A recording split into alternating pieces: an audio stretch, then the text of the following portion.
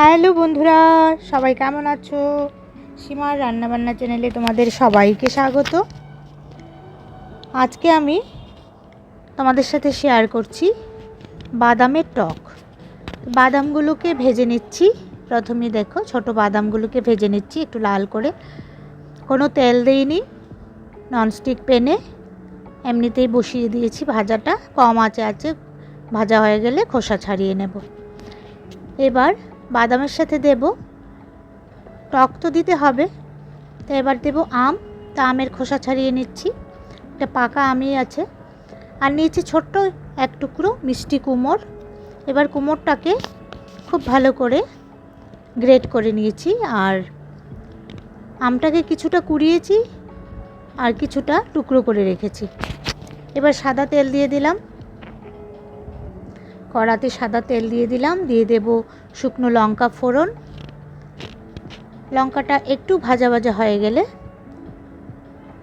দিয়ে দেব মেথি আর সর্ষে। তো কেমন আছো বন্ধুরা? নিশ্চয়ই ভালো আছো তোমরা।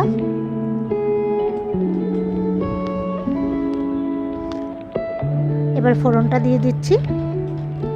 আমি সবসময় ফোড়ন দিয়ে ভেজে তুলে নেই, ফোড়নগুলো কালো হয়ে থাকে, ভালো লাগে না, সেটা আমার ব্যক্তিগত অভিমত।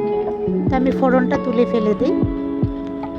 তো যাই হোক বন্ধুরা, তোমরা আমার চ্যানেলটা যদি তোমাদের ভালো লাগে সাবস্ক্রাইব করে পাশে থেকো তোমরা, আর পাশে থাকা বেল আইকনটিও প্রেস করে দিও। হয়ে গেল, ফোড়নগুলো একটু ভাজা হয়েছে, তুলে ফেলে দিয়েছি। এখন দিয়ে দিচ্ছি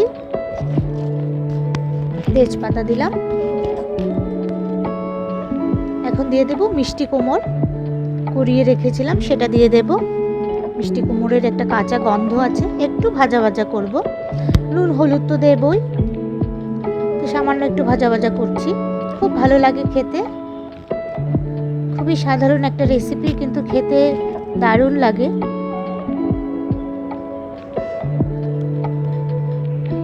তোমরা খেয়ে দেখতে পারো রেসিপিটা, যদি না খেয়ে থাকো।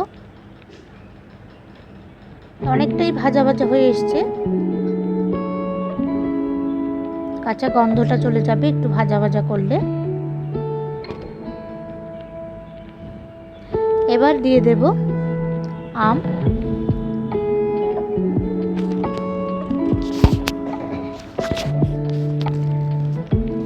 এবার আমটাকে একটু মিশিয়ে নিচ্ছি।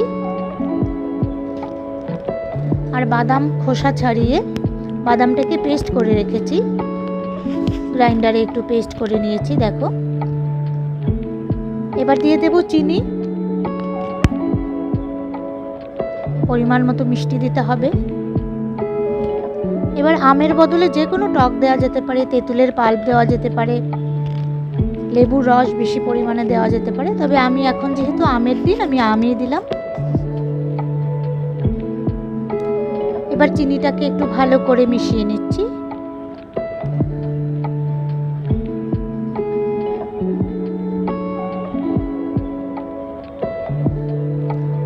চাটনির রেসিপি আছে আমার, তোমরা দেখে নিতে পারো।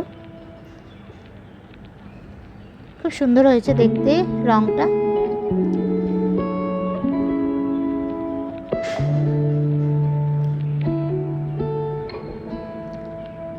নুন পরিমাণ মতো, হলুদ দিলাম।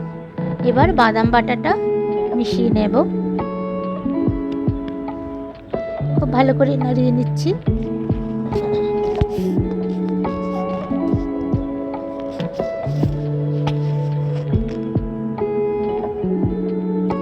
এবার বাটিটা ধুয়ে একটু জল দিয়ে দিলাম,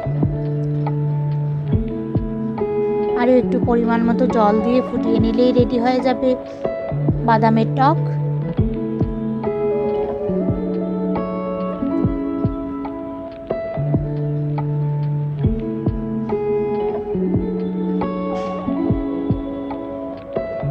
এবার দিয়ে দিলাম পরিমাণ মতো জল।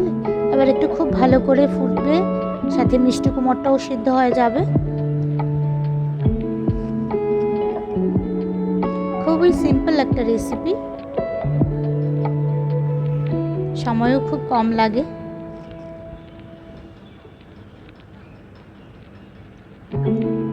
দেখো ফুটে উঠলো